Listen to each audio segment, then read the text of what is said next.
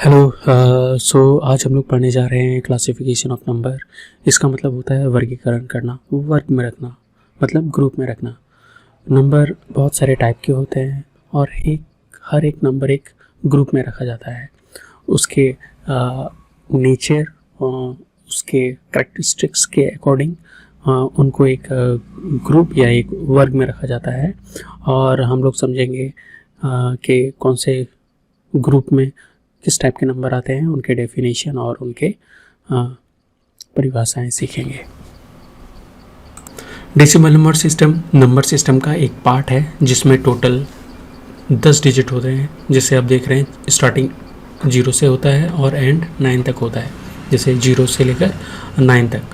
और इन सभी नंबरों की मदद से हम जितनी भी बड़ी संख्याएं होती हैं वो सब बनाते हैं।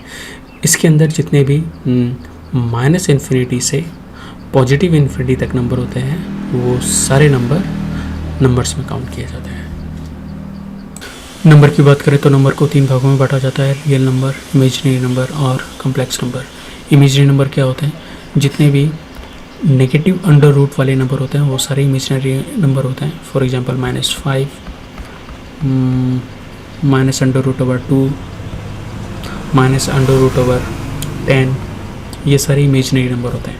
और इन नेगेटिव को नंबर को हटाने के लिए हम लोग यूज़ करते हैं 5i। So i basically carry करता है -1 so this is the representation of iota, इसको हम लोग आयोटा बोलते हैं। और ये √, में नेगेटिव को हटाने के लिए काम करते हैं। अगर -√2 है तो इसको कैसे लिखेंगे? 2i। इसको कैसे लिखेंगे? √10i। कॉम्प्लेक्स नंबर की बात करें तो ये कॉम्बिनेशन होता है रियल नंबर और इमेजिनरी नंबर का। सो अगर मैं बात करूँ Z, सो Z को हम लोग लिख सकते हैं A + IB। सो A जो पार्ट हो गया वो रियल नंबर का पार्ट हो गया, रियल नंबर, और IB जो है ये इमेजिनरी नंबर्स हो, इमेजिनरी नंबर। अगर हम रियल नंबर की बात करें तो वो सारे नंबर रियल होते हैं जो इमेजिनरी और कॉम्प्लेक्स नंबर नहीं होते। रियल नंबर को 2 भाग में डिवाइड करते हैं: रेशनल नंबर और इरेशनल नंबर। रेशनल को फिर से 2 भागों में बांटा जाता है: फ्रैक्शन नंबर और इंटीजर्स। फ्रैक्शन नंबर की बात करें तो जिसमें नंबर p/q के फॉर्म में लिखा जाता है, जिसमें p को हम लोग बोलते हैं न्यूमरेटर,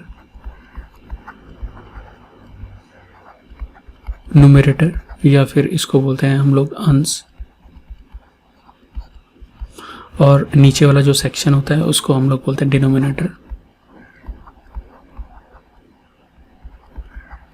डिनोमिनेटर यानी हर, जिसमें q कभी भी 1 के बराबर नहीं हो सकता फ्रैक्शन के केस में। लेकिन इंटीजर के केस में क्या होता है कि q हमेशा 1 के बराबर होता है। ये हो गया इंटीजर्स का डेफिनेशन, जिसमें डिनोमिनेटर यानी हर 1 होना चाहिए और फ्रैक्शन में क्या होना चाहिए? q जो कि डिनोमिनेटर है वो कभी भी 1 के बराबर नहीं होना चाहिए।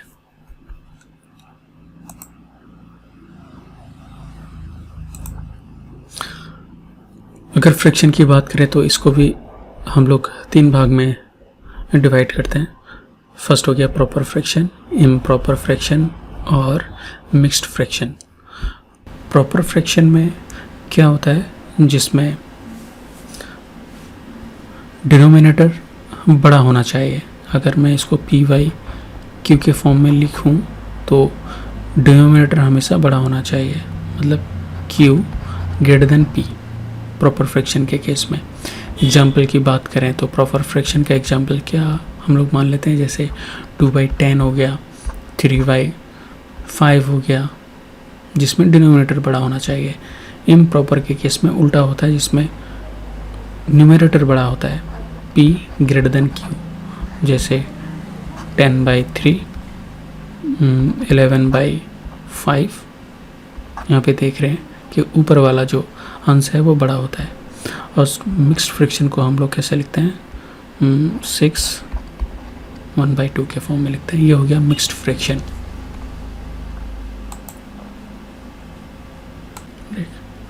इंटीजर्स की बात करें तो इसको भी 3 भाग में डिवाइड कर सकते हैं हम लोग, नेगेटिव, होल नंबर और नेचुरल नंबर। नेगेटिव में आ गया जो भी नेगेटिव्स नंबर होते हैं, और होल नंबर में जो 0 1 2 3 वो सारे नंबर होते हैं जिसमें नेगेटिव नहीं होता। और नेचुरल नंबर में क्या होता है? जिसमें 0 और नेगेटिव नहीं होना चाहिए, वो सारे नेचुरल नंबर होते हैं। अगर हम लोग फ्रैक्शन की बात करें या फिर डेसिमल की बात करें तो इसको भी हम लोग 2 भाग में डिवाइड करते हैं, टर्मिनेटिंग डेसिमल नंबर और non terminating decimal number. Terminating decimal number या जिसमें टर्मिनेटिंग डेसिमल नंबर क्या होते हैं? जो टर्मिनेट हो जाते हैं आफ्टर सम टाइम, जैसे 1/2। ये एक प्रॉपर फ्रैक्शन का एग्जांपल है जिसमें न्यूमरेटर छोटा है डिनोमिनेटर से, तो इसको हम लोग कैसे लिख सकते हैं? 0.5 डिवाइड करने के बाद हम लोग को ये रिजल्ट मिलेगा। जैसे 1/5 तो हम लोग को मिल गया 0.2। तो ये दशमलव के बाद लिमिट हो जाते हैं, मतलब एक ही बार आ रहा है, नंबर्स रिपीट नहीं हो रहे, ख़त्म हो जाते हैं, टर्मिनेट हो जाते हैं। बट दूसरे सेक्शन की बात करें, नॉन टर्मिनेटिंग डेसिमल नंबर, तो इसमें नंबर जो होता है टर्मिनेट नहीं होता है, वो एंडलेस तक, इन्फिनिटी तक वो चलते ही रहते हैं। लेकिन इसके अंदर भी हम लोग 2 पार्ट में डिवाइड किया जाता है, non terminating but repeating decimal number, और दूसरे साइड में क्या हो गया? Non terminating but non repeating decimal number. Non terminating repeating decimal numbers को हम लोग किस एग्जाम्पल से रिप्रेजेंट कर सकते हैं? जैसे 1/3, तो इसका रिजल्ट हम लोग को क्या मिलेगा? 0.3333। ये एंडलेस तक चलता रहता है। और इसको हमको अगर प्रॉपर फ्रैक्शन में लिखना हो, यानी PYQ के फॉर्म में लिखना हो, तो हम लोग 0.3 बार में लिखते हैं, ठीक है, 0.3 बार। और इसी चीज़ को प्रॉपर फ्रैक्शन में लिखेंगे तो ऊपर में 3 आ जाएगा और नीचे में 9 आ जाएगा। तो ये एग्जांपल है non terminating but repeating decimal number का। और एग्जांपल ले सकते हैं हम लोग, जैसे 0.35 है, तो जिसमें 0.353535 रिपीट होता रहता है, 3535 रिपीट होता रहता है। इसको लिमिट करने के लिए हम लोग कैसे लिखते हैं? 0.35। और इस चीज़ को अगर प्रॉपर फ्रैक्शन में अगर रिप्रेजेंट करना हो तो लिखते हैं हम लोग 3 5 और नीचे में आ जाएगा 2 9 99, ठीक है। अगर हम लोग बात करें non terminating but non repeating decimal numbers की, इसके एग्जांपल होते हैं।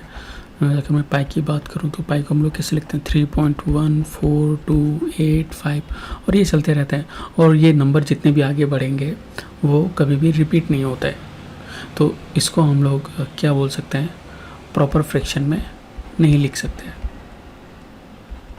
इसको हम लोग प्रॉपर फ्रैक्शन में नहीं लिख सकते। But non terminating but repeating numbers को हम लोग प्रॉपर फ्रैक्शन में लिख सकते हैं। तो जितने भी non terminating but repeating decimals number होते हैं वो सारे कहलाते हैं रेशनल नंबर, वो रेशनल नंबर के अंदर में आ जाते हैं।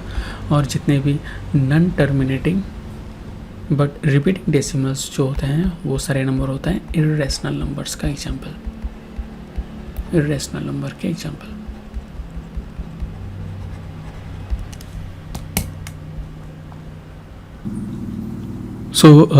नंबर सिस्टम के कुछ इंपॉर्टेंट टर्मिनोलॉजी सीख लेते हैं। जैसे अगर मैं 27 को डिवाइड करूं 5 से, तो यहाँ 5 मेरा हो गया डिवीज़र और 27 हो गया डिविडेंड, और जितने से डिवाइड जा रहा है उसको हम लोग बोलेंगे कोएफिशिएंट, और जो मेरा रिमेनिंग जो वैल्यू रह गया है उसको हम लोग बोलेंगे रिमाइंडर। सो इसी टर्मिनोलॉजी को हम लोग किस तरह से फॉर्मूला में कन्वर्ट करेंगे. सो डिविडेंड जो हमारा मेन जो नंबर है इक्वल्स टू क्या हो गया, divisor into quotient plus reminder.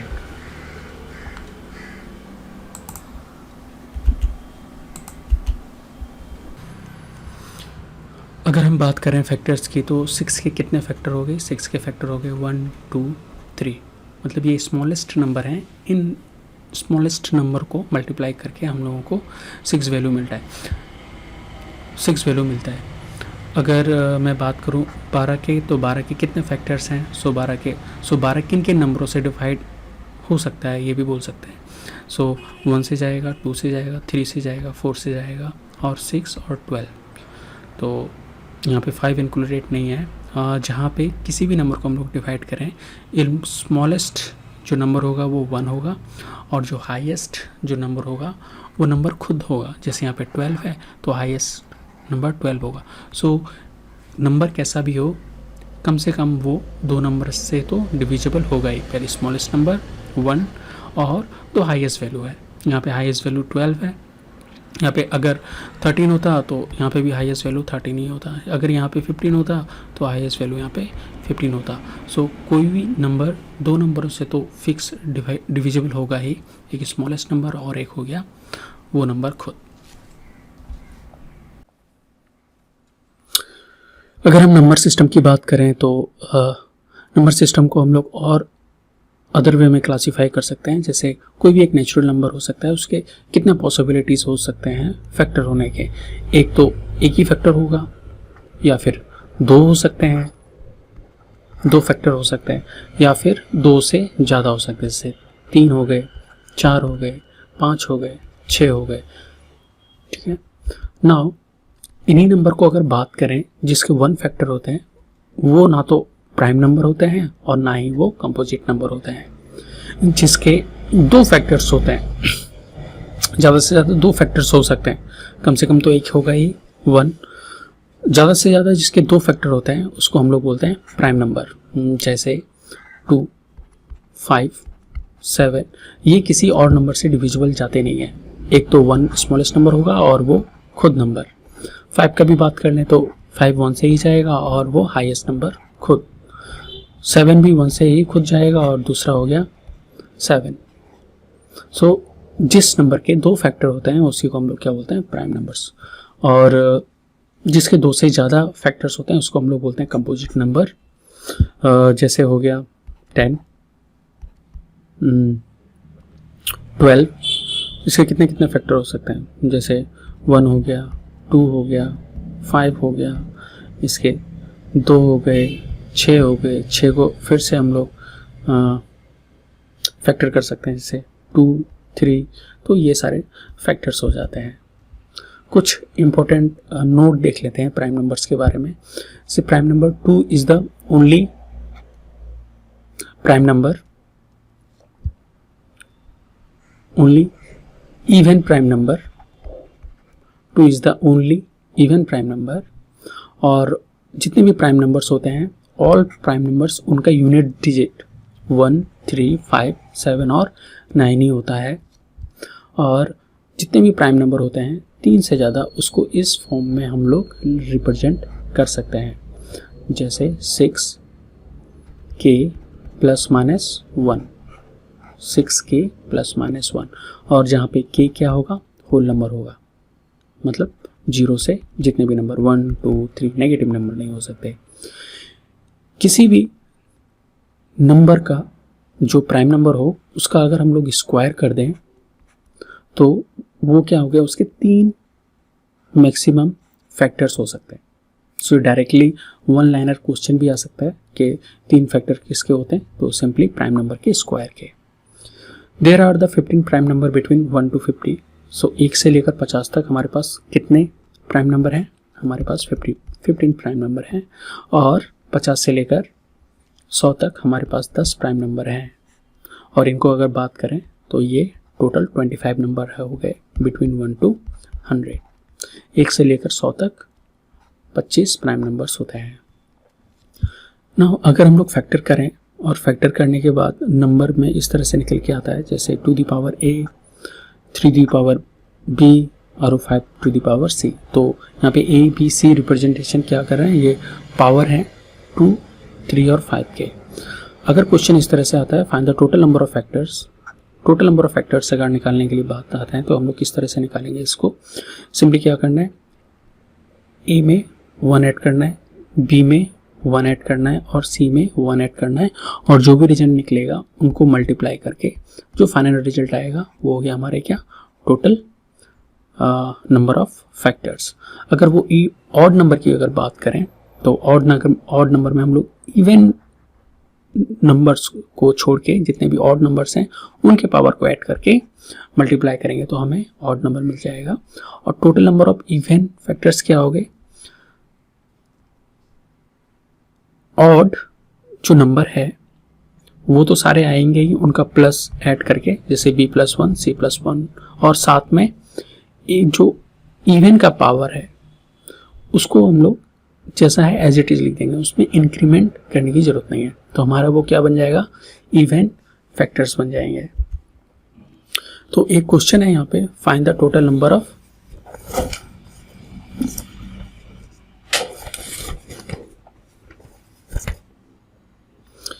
यहाँ पे यहाँ एक क्वेश्चन दिया गया, find the total number of factors of number 36 number का फैक्टर्स निकाल रहे हैं। Also find the odd and even number of factors. So हम लोग इसको कैसे लिखेंगे, तो 36 को इसका फैक्टर क्या क्या हो सकता है, इसका 9 हो सकता है और 4 हो सकता है, और इस 9 और 4 को हम लोग और फैक्टर्स निकालें तो ये हो जाएगा 3, 4 का हो जाएगा 2, तो इसी चीज़ को हम लोग किस तरह से लिख सकते हैं, 3 दी पावर 2 और 2 दी पावर 2। यहाँ पे पूछा गया है total number of factors. So total number of factors क्या हो गया हमारे पास, इसमें क्या करना है, पावर को ऐड कर देना है। जैसे 3 का पावर क्या है 2, सो 2 + 1 मल्टीप्लाई विथ 2 का पावर कितना है 2 ही है, सो 2 + 1 कितना हो गया 3 × 3, सो 9 is the total number of factors. यहाँ पे ऑड भी पूछा गया है, सो ऑड कैसे हम लोग निकालेंगे, odd number of factors, total odd number of factors. So odd number के केस में हम लोग इवन को इंक्लूडेड नहीं करेंगे, बस ऑड का पावर को लेंगे। ऑड का पावर कितना है 2 + 1, ये हो गए 3, ये हो गए 3। सो 3 क्या हो गया, total number of even, total number of odd factors. अगर इसी में हमको इवन अगर निकालना हुआ तो हम लोग क्या करेंगे, इवन का पावर इसमें इंक्रीमेंट नहीं करना है 2, और ऑड के पावर को इंक्रीमेंट करना है, डेट इज 2 + 1, ये क्या हो गए 2 × 3, सो 6 मेरा क्या निकल के आ गया, total number of even factors निकल के आ गए। यहाँ पे और एक क्वेश्चन दिया हुआ है, कन्वर्ट इनटू प्रॉपर फ्रैक्शन। सो ये एग्जांपल है किसके, रिपीटिंग नंबर्स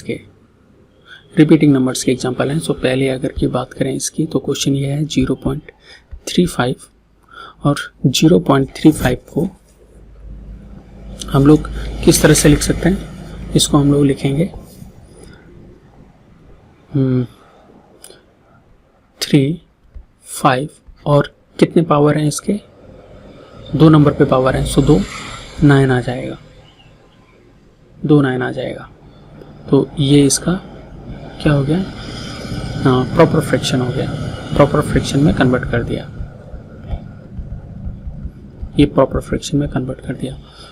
दूसरे नंबर की बात करें 0.6 बार, 6 बार को हम लोग कैसे लिखते हैं, तो कितने नंबर पे बार है 6 पे, कितने डिजिट हैं 1 है, सो 1 9 आएगा। और इसको कैलकुलेट करें 3 से, तो ये आ जाएगा 3 2 × 6 और 3 3 × 9, सो ये भी प्रॉपर फ्रैक्शन में कन्वर्ट कर दिया हम लोगों ने। अगर बात करें सी की, तो यहाँ पे लिखा हुआ है 0.75 के ऊपर बार है, तो इस नंबर को हम लोग कैसे लिखेंगे, इसको हम लोग लिखेंगे 7, 5 से न्यूमरेटर के लिए माइनस कर दिया जाएगा 7 से, तो रिजल्ट आ गया मेरा 68। और अगर डिनोमिनेटर की बात करें तो कितने डिजिट पे बार है, 1 पे बार है, 5 पे बार है, तो हम लोग ये लिखेंगे यहाँ पे 9। और कितने पे बार नहीं है, 1 पे ही बार नहीं है, डेट इज 7, तो उसकी जगह पे आ जाएगा 0। तो इस नंबर को हम लोग इस तरह से निकाल सकते हैं। और फर्दर डिवाइड अगर करें तो ये 45/90 आ गया प्रॉपर फ्रैक्शन में। नेक्स्ट अगर इसको क्लीन अगर कर दूं,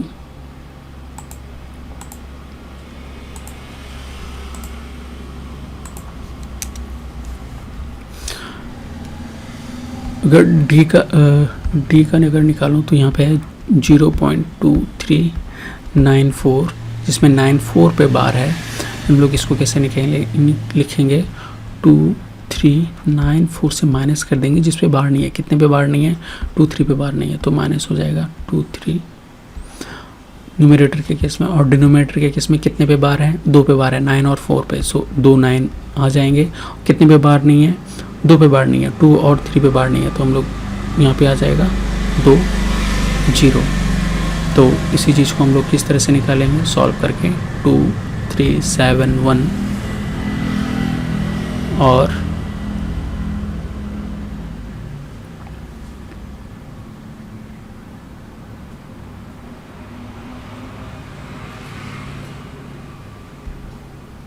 डबल 9 0 0।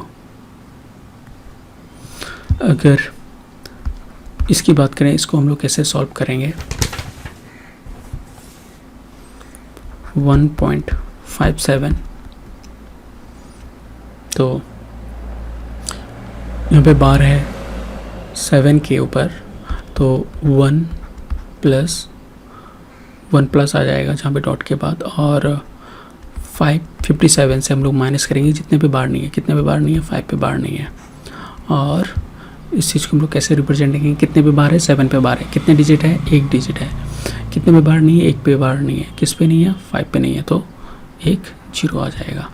और इसी चीज़ को हम लोग कैसे लिख सकते हैं, 1 + 52 डिवाइडेड बाई 90। अगर इसको सॉल्व करें तो ये आ जाएगा 1 + 26/45। और इसी चीज़ को कैसे रिप्रेजेंट करेंगे, अगर प्लस को हटा दिया जाए, 26/45।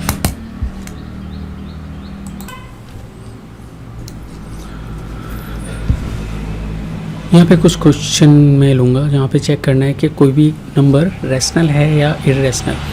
फॉर एग्जांपल अगर मैं बात करूँ, हमें यहाँ पे फाइंड करना है कोई एक नंबर रैशनल है या इरेशनल। मैं एक एग्जांपल लेता हूँ 3/2। तो ये एग्जैक्टली p/q के फॉर्म में लिखा हुआ है। सो कोई भी अगर हम यहाँ पे चेक, कोई भी नंबर अगर p/q के फॉर्म में लिखा हुआ है तो वो रैशनल नंबर ही होगा। तो ये क्या हो गया, रैशनल नंबर। और एक मैं एग्जांपल लेता हूँ √4 √9 और यहाँ पे 5 है। तो इसको सॉल्व करने से क्या मिलेगा, √4 2 √9 3 5। तो 5 और 5 हमारे पास कितना मिल गया, 1 मिल गया। तो ये भी क्या है, p/q के फॉर्म में ही है। तो ये भी क्या है, एक रैशनल नंबर ही है। ये क्या है, रैशनल नंबर है। अगर मैं लूँ third example, √4 + √9 divided by 25 minus √6 25। इसको अगर सॉल्व करें तो √4 2 √9 3, दिस इज द 25 और 625 का रूट 25, सो 5 डिवाइडेड बाई 0। सो ये क्या हो गया, नीचे में किसी भी नंबर के डिनोमिनेटर में 0 नहीं होना चाहिए। This is the rule. किसी भी नंबर के डिनोमिनेटर में 0 नहीं आना चाहिए, तो उसको वो क्या हो गया, अनडिफाइंड नंबर हो गया। उसको हम लोग डिफाइन नहीं कर सकते, अनडिफाइंड नंबर। और अगर मैं एग्जांपल लूँ √2, तो ये क्या हो गया 1.414213 तो ये डॉट डॉट चलते रहते हैं और इसमें कुछ रिपीट भी नहीं हो रहे, तो इसको हम लोग PYQ के फॉर्म में नहीं लिख सकते। तो ये क्या हो गया इर्रेशनल नंबर। वैसे ही कुछ और एग्जांपल्स हैं, जैसे √3, सो 1.732050, √5 2.23G6067, तो ये सब इर्रेशनल नंबर हैं। ये सारे क्या हैं इर्रेशनल नंबर हैं।